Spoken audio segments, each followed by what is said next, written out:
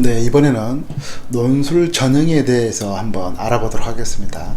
실제 논술 전형이 무엇인가에 대해서 일반적으로 수험생들이 잘 아는 것 같으면서도 굉장히 잘 모르는 편이 많습니다. 그래서 잘 모르는 것도 좋지만 그 잘 모르는 것 자체가 논술 당락에 직접적인 영향을 끼치기 때문에 여러분들이 좀 더 세심하고 정확하고 꼼꼼하게 이 논술 전형을 좀 이해할 필요가 있겠습니다. 실제 이 논술 전형을 이해하는 데 있어서 크게 세 부분으로 여러분들이 조금 알아둘 필요가 있는데요. 먼저 일자별로 여러분들이 조금 나누어서 이해할 필요가 있습니다. 이게 바로 뭐냐면은 수능 당일날을 기점으로 해서 수능 전에 보는 논술 시험 대학들이 있고요. 수능 후에 논술 보는 대학들이 있습니다. 일반적으로 수능 후에가 훨씬 더 많죠. 거의 한 70% 정도라고 보시면 되겠는데요. 그래서 수능 전에 보는 대학과 수능 이후에 보는 대학이 어떻게 좀 특징적으로 다른지 이런 것도 좀 여러분들이 체크해 볼 필요가 있고요. 다음으로는 대학별입니다. 이 대학별이란 건 뭐냐면 일반적으로 수능 후에 보게 되면은 대부분의 논술 시험 날짜가 토요일하고 일요일 날 주로 있는데요. 본인이 지원하고자 하는 대학이 논술 시험이 같은 날짜다. 즉 이 대학도 토요일이고 이 대학도 토요일이다. 그러면 두 대학 중에 어느 대학을 내가 선택을 할 것인가? 그걸 여러분들이 조금 생각을 할 필요가 있다는 거죠. 그래서 본인이 원하고자 하는 대학이 있지만 대학별로 논술시험 날짜가 겹쳤을 경우에 그때는 내가 전략적으로 어떻게 논술 원서를 써야 할 것인가, 이것도 조금 생각을 해볼 필요가 있다는 것이죠. 다음은 또 학과별인데요. 이 학과별이란 건 무슨 말이냐면 만약에 두 대학의 날짜가 겹쳤는데 한 대학은 인문은 오전, 그 다음에 또 다른 대학은 상경계를 봤을 경우에는 오후에가 볼 수 있다. 그러면 점심시간을 비운다는 전제하에서 오전과 오후를 같이 볼 수가 있겠죠. 그러면 내가 오후에는 인문이 아니라 상경계열의 경영학과를 써야겠구나. 그래서 본인이 원하지 않는 과이지만 두 대학을 보기 위해서는 이런 것도 한번 전략적으로 좀 고민을 해볼 필요가 있다라고 생각을 해야 된다는 것입니다. 다음으로 이제 내신이 있는데요. 대부분 논술 시험은 논술 100% 전형도 물론 없진 않지만 일반적으로 논술이 거의 한 60에서 한 90% 되고 나머지가 이제 내신 정도, 내신이 포함이 되겠는데요. 실제 과연 논술의 당락에 이 내신이 어느 정도 영향을 끼치는지 이것도 조금 고려해 볼 필요가 있고요. 그 다음에 내가 일반 인문 논술이 아니라 상경계열을 지원했을 때 혹은 사회계열을 지원했을 때 이때 어느 대학은 수리 문제가 한 문제씩 들어가는 경우도 있고 또 어떤 대학은 영어제 시문이 들어가는 경우도 있습니다. 그래서 내가 인문과 상경, 사회 이런 계열별로 수리와 영어에 내가 자신감이 있는지 없는지, 도움이 더 될 수 있는지 아니면 오히려 마이너스 효과밖에 없는지 이런 걸 잘 판단해서 계열별로 또 지원하는 것도 중요하게 고려사항으로 삼아야 합니다. 마지막으로 또 큰 부류 중에 이 사탐 반영이 있는데요. 실제 대부분의 대학들이 수능 최저를 기준으로 두고 있는데 그 기준을 맞춤에 있어서 어떤 대학들은 사탐 두 과목 중에 한 과목만 반영하는 대학이 있습니다. 예를 들어 1등급과 4등급이다. 그러면 4등급은 버리고 1등급만 반영이 가능하다는 거죠. 또 반면에 어떤 대학들은 무조건 두 과목 평균을 반영하는 경우가 있습니다. 그래서 내가 사탐 과목이 1, 2였을 경우에는 두 과목 평균이 더 낮지만 예를 들어서 1, 4나 1, 5였을 경우에는 한 과목 반영이 더 나을 수도 있겠죠. 그래서 이러한 것도 나름대로 여러분들이 사탐 반영이 어떻게 되느냐에 따라서 수능 체제를 더 잘 맞출 수 있는지 혹은 맞추기가 힘든지 이것도 여러분들이 좀 고려를 해야 될 상황이라고 봐주시면 되겠습니다.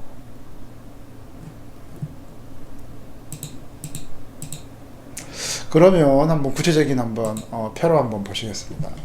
2020년도 대학별 논술 전형 아직 완전히 확정이라고 보긴 힘듭니다. 실제로 이제 날짜까지 다 나와야 되는데요. 날짜가 나오기 위해서 시간이 조금 아마 걸릴 수도 있을 겁니다. 그래서 여러분들이 여기 나와 있는 이 날짜까지 다 나오게 되면 좀 더 정확하겠지만 일단 날짜가 중요한 게 아니라 전체적인 지금 논술 전형을 어떻게 이해하느냐가 더 중요하기 때문에 그런 면에서 좀 접근을 해주시면 될 것 같아요. 아까 좀 전에 말씀드렸던 논술 시험이 크게 시기상으로 나눠지는데요. 그게 바로 뭐냐면 수능 전과 후, 지금 이렇게 보게 되면 여기입니다. 이 선이 지금 수능일이라고 보시면 되는데요. 그래서 수능 전과 수능 후로 이렇게 나눠져 있습니다. 그래서 일반적으로 이제 서울시립대, 홍익대, 가톨릭대, 성신여대, 경기대, 이게 작년 같은 경우는 수능 전에 봤는데요. 이 수능 전에 보는 대학은 어떻게 할 것인지. 예를 들면 시립대 같은 경우에는 나름대로 학교가 아주 괜찮은 대학이잖아요. 그런데 이 대학을 보려고 했다가 수능 전이기 때문에 한참 수능 공부를 할 시기에 논술을 보러 가야 된다? 좀 부담이 생기겠죠. 그래서 또 보려고 갔다가 원서를 안 쓰는 경우가 있습니다. 그러면 다른 학생들 오히려 어떻다? 여기가 오히려 더 내가 지원하면 좀 더 좋은 결과가 의외로 나올 수도 있다는 거죠. 이런 것도 약간 고려를 해 보실 필요가 있겠습니다. 그리고 수능 이후에 보는 대학들은 수능 보는 주말부터 시작해서 계속 토요일과 일요일 주말에 논술시험이 있다고 봐주시면 되겠습니다. 그래서 수능 전과 후로 본인은 수능 전에는 수능에 올인을 해야 되기 때문에 논술에 대해서 스트레스를 받고 싶지 않다. 그러면 수능 이후로 미뤄야 되겠죠. 또 6군데 보게 되면 뭐 여기서는 한두 군데, 여기서는 뭐 한 서너 군데 이렇게 또 조절해서 지원을 하는 경우도 생각해 볼 필요가 있겠죠. 다음으로는 논술의 시험에 있어서 반영 비율이 논술과 학생부, 즉 내신으로 이루어지는데요. 여기 보시게 되면 논술은 작게는 60%부터 많게는 100%까지 반영이 되고 있습니다. 그 외에 나머지는 이제 학생부인데요. 제가 여러분들한테 먼저 결과론적으로 말씀을 드린다면 이 학생부는 그냥 없다고 보시면 됩니다. 없다고 보시면 됩니다. 예를 들어 서울시립대는 60과 40, 그 다음에 뭐 예를 들어서 숭실대도 60대 40, 그 다음에 동국대는 60에 또 20, 10, 10. 이건 뭐냐면 내신 성적, 그 다음에 출결사항, 이런 걸 말하는 겁니다. 근데 사실상 여기는 논술 전형에서 학생부를 겉으로는 반영하지만 실질 반영률은 당락에 거의 영향이 없다고 봐주시면 되겠습니다. 그래서 제가 책에서도 설명을 드렸고 논술 인강에서도 설명을 드렸지만 사실상 논술은 뭐다? 100% 논술 전형이다 라고 봐주시면 될 것 같습니다. 그래서 일반적으로 학생부 성적이 내신 등급이 한 4등급 이내 정도면 거의 논술 당락에 영향을 끼치지 못한다고 보시면 됩니다. 그래서 예를 들어서 내가 내신 등급이 4등급인데 떨어졌다. 논술 전형에서 떨어졌다. 내신 때문에 떨어졌냐? 그럴 가능성은 거의 없다고 보시면 됩니다. 심지어 내신 성적이 5, 6등급이라 하더라도 논술을 잘 썼는데 내신 등급이 6등급이기 때문에 떨어졌다. 이런 경우는 거의 없다고 보시면 됩니다. 단 6등급 아래로 내려가면 학생부의 실질 반영률이 조금 더 올라가기 때문에 그때는 논술을 조금 더 잘 써야 되는데 그 잘 써야 되는 그 조금이 약간 부담감으로 작용할 수가 있다는 거죠. 그래서 일반적인 거는 내신이 4등급 안에 들면 논술 당락에는 거의 영향이 없다. 6등급 정도만 된다고 하더라도 논술을 못 썼으면 떨어지겠지만 논술을 잘 썼는데 5, 6등급이라 해서 떨어지는 경우도 확률상으로 거의 적다. 단 6등급 아래에서는 어떻다? 논술을 정말 최고로 잘 쓰지 않는 이상은 굉장히 확률상으로 떨어질 수밖에 없다. 이렇게 봐주시면 됩니다. 그래서 사실상 논술 전형인데 정말 자주 묻는 질문입니다. 본인은 내신 등급이 너무 안 좋다 이러는데 그거에 대해서 너무 신경 쓰지 말라는 거죠. 그러면 왜 이렇게 대학 측에서는 겉으로는 이렇게 60대 40, 70대 30, 80대 20 이렇게 하는데 왜 학생부가 논술 전형의 당락에 영향력이 없느냐? 그거는 여러분들이 전국에 있는 모든 수험생을 대상으로 생각해 보면 쉽게 알 수 있습니다. 그게 무슨 말이냐? 외고에서 내신 등급 7등급인 학생이 지방의 어느 고등학교를 만약에 갔다고 한다면 내신이 1등급이 됩니다. 그리고 서울 같은 경우에도 강남 8학군 지역에서 내신이 한 5, 6등급 정도 되는 학생들이 수능 성적이 거의 서울의 중상위권 갈 정도의 수능 성적이 됩니다. 그건 무슨 말이냐? 학교마다 지역마다 학생부 성적이 굉장히 다르다는 거죠. 그러면 그걸 갖다 나름대로 동일시에서 대학에서 적용이 가능하느냐? 그렇지 않다는 겁니다. 하지만 여기서 이제 굉장히 약간 아이러니한 게 있는데요. 그럼에도 불구하고 학생부를 반영을 해야 됩니다. 왜? 교육부에서 그렇게 규정이 나와 있기 때문에. 그런데 학생부를 겉으로는 40%를 이렇게 반영을 하지만 실질 반영률이라고 해서 1등급부터 4, 5등급까지는 반영에 대한 점수를 간격을 굉장히 미미하게 합니다. 그래서 거의 뭐 간격이라고 말할 수도 없을 정도로, 대신 6등급, 7등급 이렇게 넘어갔을 경우는 그 비율을 굉장히 높이 한다는 거죠. 그래서 사실상 대학 측에서는 학생부 성적이 4등급 안에 들면 거의 무력화 시켜버리는 이런 좀 꼼수를 부리고 있죠. 그리고 대학에서 우리 인문계열 학생을 뽑는 데서 가장 중요한 포인트는 뭐냐? 바로 외고생입니다. 외고생. 그래서 어떻게 쓰든지 내신 성적이 안 좋은 외고생들이 논술 전형에서 학생부 내신 등급이 안 좋다고 해서 떨어지는 것을 절대 용납을 할 수 없다. 이렇게 봐주시면 되겠습니다. 그래서 수능 최저 등급이 또 이렇게 나와 있죠. 좀 중상위권 대학인데도 불구하고 서울시립대 같은 경우도 최저 등급이 없고요. 카톨릭대도 없고 경기대도 없습니다.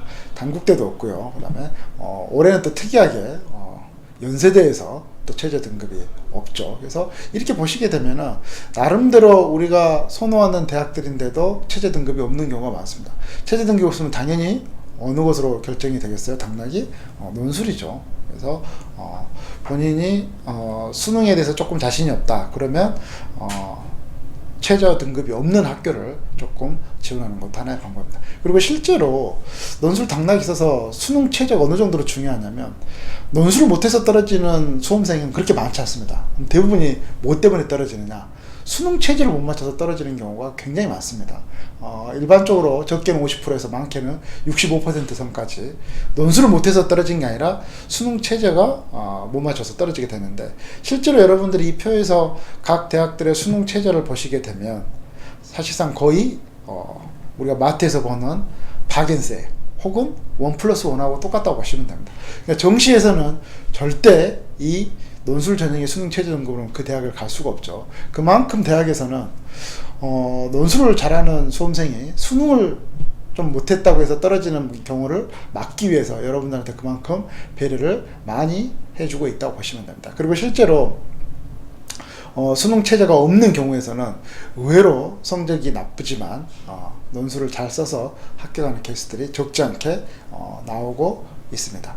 대신 이렇게 수능 최저 등급이 없는 대학들의 특징은 경쟁률이 굉장히 높겠죠. 하지만 그 경쟁률에 대해서 너무나 겁먹을 필요는 없습니다. 왜냐하면 최저 등급이 없기 때문에 누구든지 그냥 다 쓸 수 있는 거죠. 그래서 허수 지원자 비율이 굉장히 높고요. 그 다음에 실질적으로 논술을 제대로 준비하지 않은 수험생들인 경우가 굉장히 많습니다.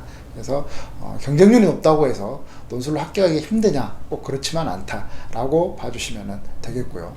다음으로 이제 수능 최저 등급이 있는 대학들 같은 경우에는 아까 말씀드렸듯이 최저 등급이 정시에 비해서는 훨씬 낮죠.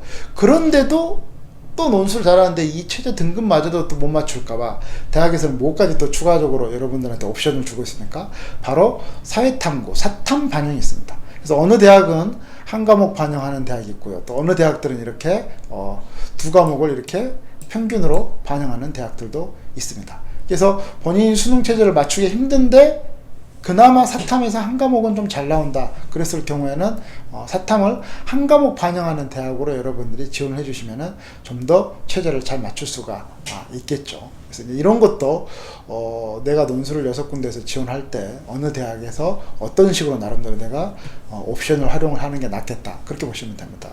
다음으로 또 여러분들이 이제 고려를 해야 될 게 뭐냐면 바로 여기 있는 수리 문제입니다. 주로 이제 대학의 상경결에서 나오는데요. 현재 지금 상경결에서 수리 문제가 나오는 경우가 바로 여기 나와 있는 건국대, 경희대, 그 다음에 숭실대, 그 다음에 한양대, 그 다음에 중앙대, 그 다음에 이화여대 이렇게 됩니다. 그래서 본인이 경영경제 이 계통의 상경계를 지원하려고 하는데 수학에 자신 없다. 그럼 뭐야? 이렇게 상경계열 수리 문제가 나오는 대학을 제외하고 나머지 대학에 상경계열을 지원하는 게 훨씬 더 효과적이겠죠. 그것도 좀 판단을 해야 되고요. 그 다음에 대학에서 또 영어제 시험이 나오는 대학도 있는데 여기는 두 군데입니다. 그래서 한국외대와 이화여대. 그래서 이런 대학을 또 지원하시는 분들께서는 본인이 영어제 시험, 물론 영어제 시험 자체가 아주 그렇게 당락을 결정할 정도로 어렵거나 그러진 않습니다. 하지만 이런 것 하나의 변수가 되겠죠. 그 다음에 그리 많지는 않지만 한국사의 최저 기준을 갖다가 두고 있는데 한국사 뭐 최저 기준이 4, 5등급이니까 사실상 기준으로서 큰 의미는 없다고 보시면 되겠습니다. 또 특이하게 또 영어 최저를 두고 있는 것도 있으니까 이런 것도 조금 고려를 해 주시면 되겠습니다. 그리고 실제로 이제 시험 요일이나 이렇게 날짜가 나오게 되면은 그 같은 날짜로 중복이 되면, 예를 들어서 이렇게 되겠죠. 뭐 성균관대와 연세대가 같은 날짜다. 그럼 뭐요? 본인은 두 대학 다 논술로 지원을 하려고 생각을 했는데 두 대학이 날짜가 같다. 그럼 뭐야? 두 대학 중에 하나는 포기를 해야 되겠죠. 그런데 또 여기서 재밌는 게 있습니다. 만약 내가 둘 다 경영학과를 쓰게 되면 성균관대와 연세대를 두 군데 못 쓰고 한 군데를 포기를 해야 되는데, 한 군데, 예를 들어서 성균관대를 내가 상경계열 경영이 아니라 인문을 쓰게 되면 오전과 오후로 연세대와 나눠서 쓸 수가 있다. 그렇게 된다면 본인이 학과를 변경해서 두 대학을 한 날짜에 지원할 수 있는 방법도 있겠죠. 그래서 여러분들이 대학별로 날짜가 겹치는지 이것도 고려를 해야 되는 거고요. 또 설령 겹치게 되면 내가 어느 대학은 인문, 어느 대학은 사회해서 오전과 오후로 두 대학 다 모두 시험을 볼 수 있게끔, 이제 그런 것도 나름대로 하나의 전략적 사항이라고 봐주시면 되겠습니다. 그래서 실제로 지금 여기 나와 있는 이 표를 보게 되면 굉장히 복잡한 것처럼 보이지만, 여러분들이 좀 전에 제가 말씀드렸던 것처럼 수능 전이냐 수능 후냐, 이거, 그 다음에 논술 반영 비율에서 학생부는 사실상 거의 의미가 없다고 그랬죠. 그래서 여기서 내신 등급을 말하는 거는 여러분들 비교과를 반영하는 대학도 포함입니다. 그러니까 무슨 뭐 출결사항이라든지 뭐 이런 거 있잖아요. 전혀 논술 당락에는 의미가 없다고 보시면 되겠습니다. 사실상 뭐다? 논술 100%다.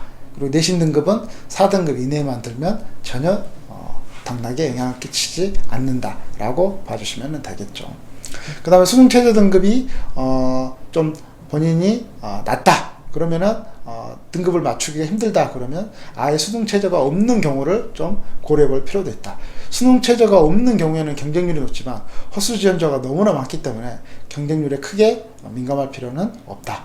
그 다음에 수능 최저 등급을 갖다 맞춘다고 하더라도 본인이 사탐을 한 과목 반영하냐 두 과목 평균을 반영하냐에 따라서 본인의 수능 최저 등급을 잘 맞출 수 있게끔 좀 더 전략적으로 접근할 필요가 있다. 그 다음에 본인이 상경계열을 지원했을 경우에는 수린 논술 문제가 있는 대학과 없는 대학을 구분해서 또 전략적으로 선택이 해야 된다. 이렇게 보시면 되고요. 그 다음에 영어 제시문의 유무, 한국사 최저, 이런 것도 조금 더 고려를 해보시면 되겠죠. 그 다음에 여기 기타 참고사항에 보게 되면은 같은 대학인데도, 같은 인문 계열인데도 뭐다?